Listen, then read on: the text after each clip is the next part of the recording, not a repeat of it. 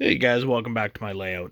So today I've got another layout update for you. This is going to be layout update number 4 for my HO scale layout 2.0. So I'm going to go ahead and turn this on. We're going to get that high-pitched DC one because I still don't have any DCC decoders. I'm still waiting on those to come in. But at least we can see this guy kind of move up the grades as I show you. So um, I'm going to leave the spring switch for last, but I've gotten the wiring in. So the reversing loop isn't set up just because it's not compatible with DC. It's just hardwired into the main right now. And that goes all the way up. I've got the plugs going from module to module. And they're just plugs I found on eBay for super cheap. Here we go, up the first grade.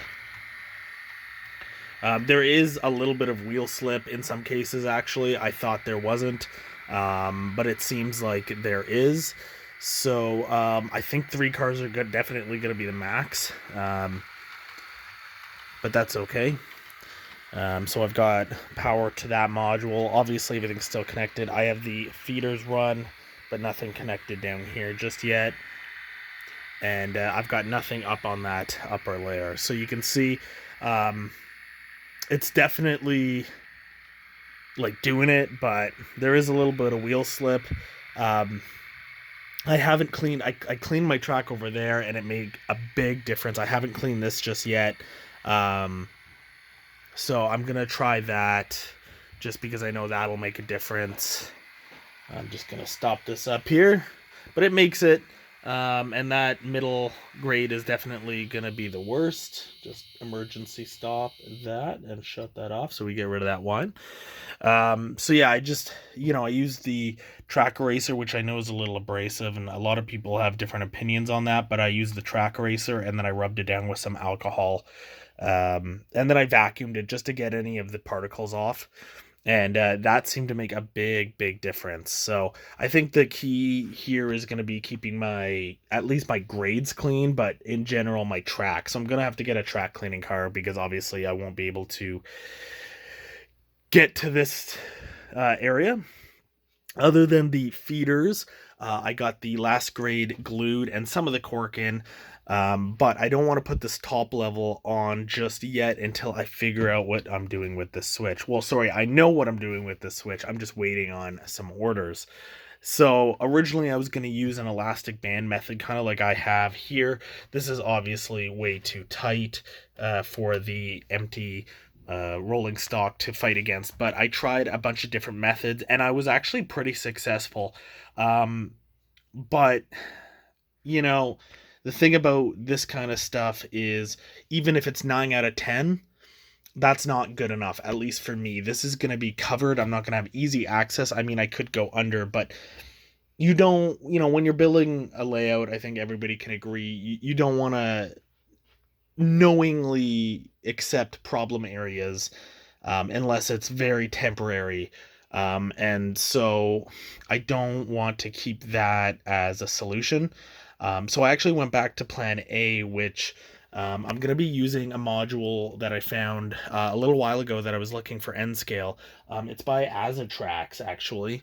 And what happens is the one I'm getting actually simulates the spring switch. You can get all sorts of different ones for switch control, and they do a bunch of stuff, actually. I'll link their main website down below, but you put an IR sensor here and an IR sensor there, and basically it detects when something's coming off of the diverging track and automatically flips the switch and then flips it back after 2 seconds. You can have a switch to manually throw it and override the infrared system, which is a feature I really like. So I'm definitely going to be I'm excited to get that. I've already ordered 2 kits because I want to put one down below and one up above, and I've decided to go with tortoise switch machines only on these 2 switches that are going to be controlled by the board. And that's going to kind of take care of everything with me. I know there are a bunch of alternatives. Some people say that some piano wire works really well. or the Atlas snap switches that are unpowered are really easy to go against. But I really want to stay with the Picos. You can see I did the little wire trick that you can find in my turnouts and ground throws how-to video to allow constant power to both the stock and the point rails. So other than that, those are on the way. I don't know when they're gonna be in. I know the tortoises will probably be in by the end of the week, but I'm not sure about the module boards. And I don't want to put the top on. I may put the top on anyway, depending on how long it takes. Like if it's this weekend and they're still not here, I'm probably going to be itching to make some progress. So I might place the board in and just temporarily screw it down in a couple places and just start laying track, and just keep the module separated so that I don't have to worry about like cutting the rails or ripping anything up kind of thing. So we'll see about that, but just in case, I wanted to make this quick video because I'm not sure if I'm going to, and even if I make a little bit of progress, I may not make a video until either I get the DCC decoders that I'm waiting for. Once again, I've got the TCS Wow Diesel sound decoders on the way, and once I get those in for both of my locomotives, I can get the AR1 wired up and not worry about this. So I'm kind of waiting on a lot of parts, and until I get most of the parts, I may not be making videos, just because I want to have enough to talk about. I'm going to try to limit my videos from now on to under 10 minutes, which for me is going to be a real challenge. But I've been making them about 6.5, 7 minutes, and that has been a nice time. So I think, speaking of that, I'm going to leave you guys here. So thank you guys so much for watching.